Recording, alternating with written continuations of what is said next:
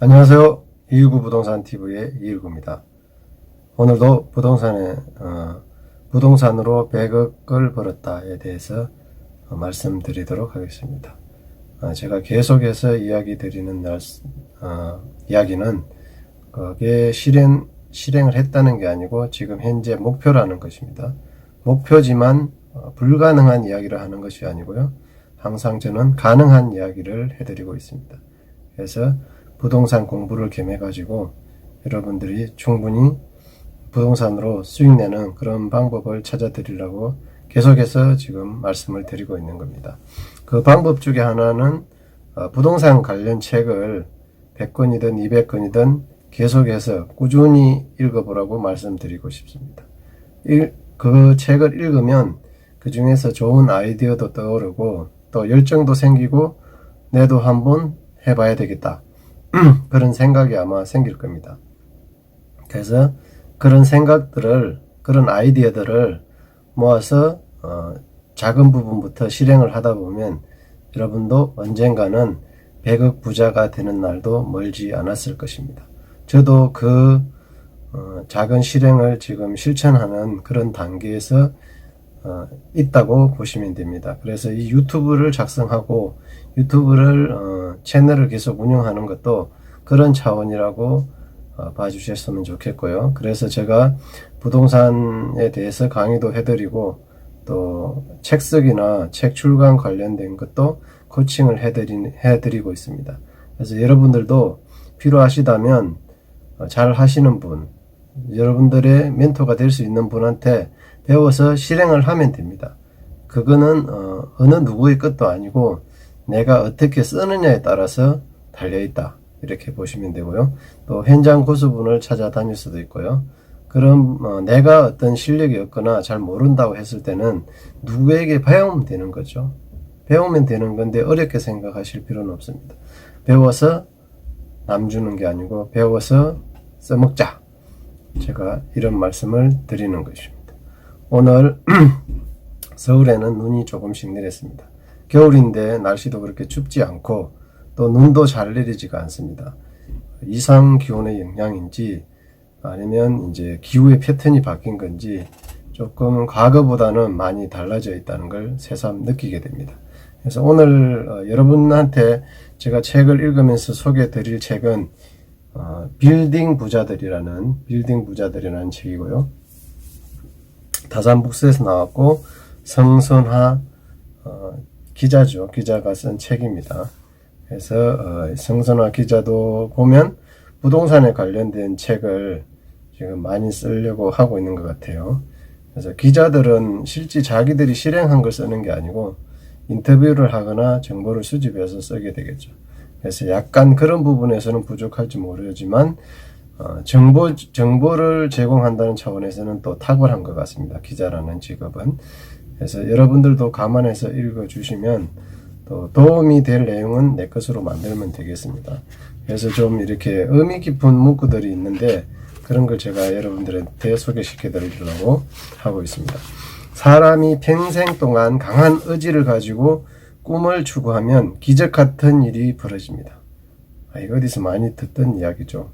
보통 우리가 이런 거 이제 상상하게 꿈꾸면 반드시 된다. 생각하라 그러면 부자가 될 것이다. 이게 자기계발이나 시크릿 이런 것의 일종이라고 보시면 되는데 이게 뻥이 아니고요. 실제 이렇게 해서 된 사람들이 굉장히 많다고 말씀드릴 수가 있습니다. 사람이 평생 동안 강한 의지를 가지고 꿈을 추구하면 기적 같은 일이 벌어진답니다. 그래서 100억짜리 빌딩 부자도 처음엔 10만원짜리 월세부터 시작했다. 이렇게 큰 어떤 어마무시한 걸 실행한 게 아니고 작은 첫 계단부터 시작해서 1000계단, 10,000계단을 올라가는 것이죠. 한꺼번에 1000계단을 어떻게 건너뛸 수 있을까요? 아주 중국 무술을 하거나 콩을 하는 것도 붕 날아서 가는 것도 아니고. 그래서 여러분들도 작은 데부터 출발했으면 좋겠다. 이런 말씀을 드리려고 이 이야기를 가져왔고요. 아파트는 가고 수익형 부동산의 시대가 왔다. 아파트는 가고 수익형 부동산의 시대가 왔다. 저도 일부분은 동의하지만 전적으로는 동의하지는 않습니다. 아파트는 아파트 나름대로의 가치가 있고 또 메리트가 있고 또 수익이 있는 거죠. 그 다음에 또 수익형 부동산은 수익형 부동산 나름대로의 수익과 또 어떤 그 가치와 재미와 공부거리가 있는 거죠. 그래서 여러분들이 무시하지는 마시고 뭐 부동산 폭락이다, 거품이다 이런 거에 어떤 집중하기보다는 부동산으로 어떻게 하면 자기의 꿈을 이룰까 이런 걸 한번 생각해 보시라는 점에서 말씀을 드렸습니다. 그래서 이분도 지금 강남의 어떤 재건축이라든지 아파트를 뭐 많이 비관적으로 생각하거나 반대를 많이 하는데요. 저는 그렇게 생각하지는 않습니다. 아파트를 투자하실 분들은 아파트 투자하시면 되고 재건축 하실 분들은 또 재건축 하시면 되는 겁니다. 뭐 그게 좋다 나쁘다 아니 그런 것보다는 자기 성향이나 자기의 어떤 방향과 맞아떨어지면 하는 거죠. 꼭 이게 정답이다 그렇게 말씀드리고 싶지는 않습니다. 목차를 보면 그들은 어떻게 빌딩 부자가 되었냐, 그들은 어떻게 빌딩 부자가 되었나, 빌딩 부자를 말한다, 빌딩 부자를 말한다, 빌딩 부자에 도전하라, 빌딩 부자에 도전하라. 저도 이 빌딩 부자에 도전하고 싶어서 이 책을 집어들었고요. 또 빌딩 부자가 되고 싶습니다. 나중에 작은 원룸 통건물부터 시작해서 그게 모이고 쌓이고 자산이 축적되면 결과적으로는 큰 빌딩을 가지고 관리하고 싶습니다. 그게 바로 꿈이기 때문에 여러분들한테 이 책을 소개시켜 드리는 거고요.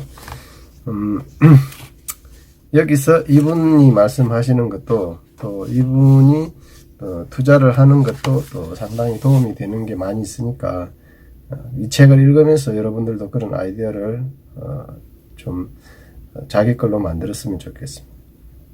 자, 그는 항상 동업을 해야 한다며 사람들이 동업하지 말라고 하는 것은 잘못된 상식이라고 꼬집었다. 돈이 적으면 동업할 수도 있죠. 마음에 맞거나 신뢰할 수 있는 분들과 동업하는 것에 절대 반대하지는 않습니다. 동업도 하나의 방법이죠.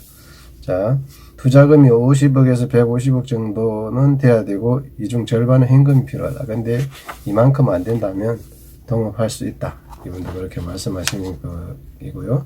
첫 번째 나오는 분은 컴퓨터 AS 센터를 대규모로 운영하다가 그 후배한테 팔고 빌딩 투자에게 나서는 분인데요.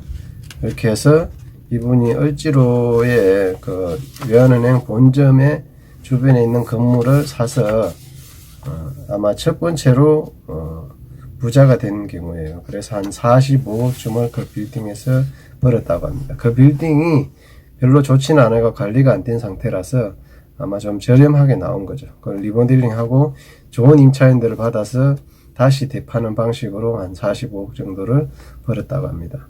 이게 규모가 커요. 실패 확률도 높겠죠.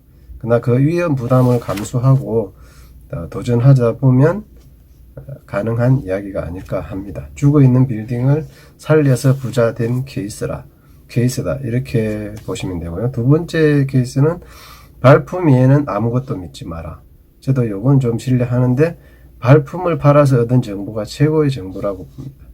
그래서 두 번째 분들도 많은 빌딩들을 그래서 보고 다니는 겁니다. 뭐 몇 번 이제 실패했던 이야기도 하고요.